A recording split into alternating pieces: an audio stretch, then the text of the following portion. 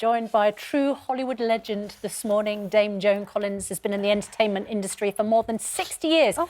Once the highest paid woman on television.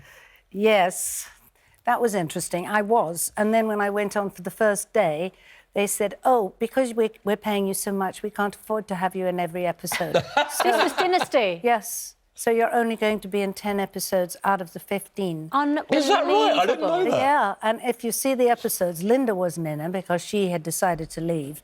And so the show went quite far down, and then they cancelled it at the end of the season. So they made you the highest paid woman on television and then said, but we can't afford now to show you on television. Yes, that's exactly what they did. That's a Thank you, poisoned ABC. challenge. Mr. Paulson, you did it. So let me ask you about this world we now live in, where everyone's offended by absolutely everything and so on. The thing that really got my goat last week was when there was a campaign to ban Baby It's Cold Outside as a song, because apparently it was, you know, it's about sexual harassment. I mean, I just thought it was so preposterous, because that whole scene in the movie is a mutual seduction process, right? Yeah. Well, what's going to happen to seduction? Is they're not going to be allowed anymore? I mean, is somebody going to have to ask permission to the parents before they can kiss a girl? It's absolutely becoming out of control. And it seems to have happened in the last 2 years. Yeah. Just in the last 2 years. And it seems to exacerbate. It seems to get worse and worse. I mean, Baby It's Cold Outside is one of the sweetest numbers. Yeah. And gentle and kind and funny and tuneful, everything. And how dare they? Well, that's what I feel. It's like, how dare they actually just You're signed up, aren't you, to Piers Morgan's World Gone Nuts? Oh, yeah. You're a fully paid up member. Yes, the world's gone nuts. Yes. Joan loves it. So let's do one for Joan. Here we are. The world's gone nuts. We'll get it on a mug for you for Christmas. Oh, yes, please. But it has got to be. I mean, we can't joke about anything anymore.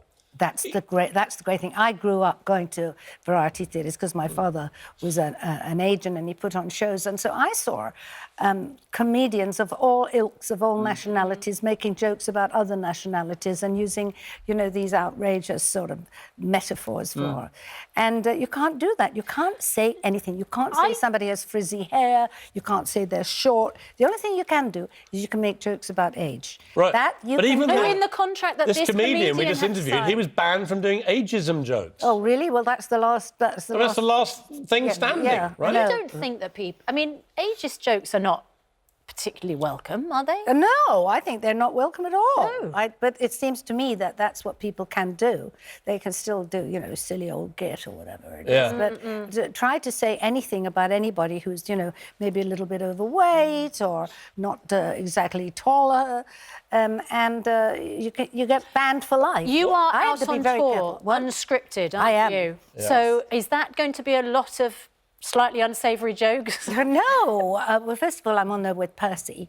So the two of us, fabulous, by the way. He's very, very funny, and he will save me from any embarrassing things that might happen, as they possibly could happen. Is it a Q&A between you and Percy? No, it's no. It's between me and the audience. Yeah, and there is a Q&A, but there's also lots of clips of all the people I've worked with, all the many stars that I've worked with. I don't want to drop names, but go on. Richard Burton. Who was the greatest star of them all? Well, you know, I've said this before. It was Paul Newman. Yeah. He was the greatest star. He was the nicest person. He was the funniest. He was the best cook. Yeah. And I was there when he was creating his Newman's Own salad dressing. Yeah, which became hugely popular. I know, and he gives every single thing to charity. Well, he doesn't now because he died. I must admit, I watched the other day Butch Cassidy and Sundance Kid again, which I love, and Newman and Redford, actually, in that and The Sting, I don't think I've ever seen two more classical, handsome movie stars at their peak than those guys. No, I mean, I think George Clooney and Brad Pitt tried.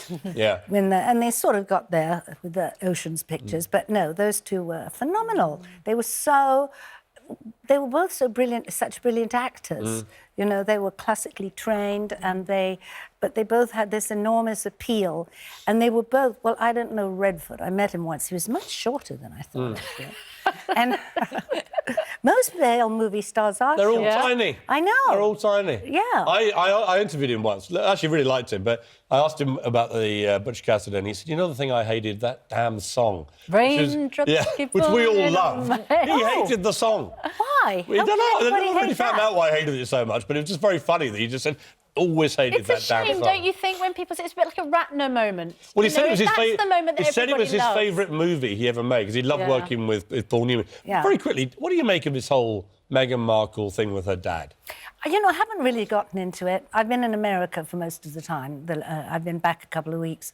And frankly, the Americans don't go into it very much. They're not that interested. But she's one of them. Well, I know, but they don't... I mean, they don't every use- family has its problems, right? Yes. Mine certainly has had. Is it? You all certainly have. We've read Yeah, about it. yeah. What's the answer when you have a rift? Does somebody just need to basically eventually their pick the pride. phone up? Yes, I think so, but I don't exactly know what happened. Why did it happen? Is it because he posed for some pictures? Yeah, I think he was doing a bit of stuff with the media, but I think he was out of his depth. Didn't know what he was doing, you know? Yeah, but he's a man in his 70s. Don't be out of your depth. If you're, 20s or 30s, but he's in the business. He should know a bit better. So you think he let her down?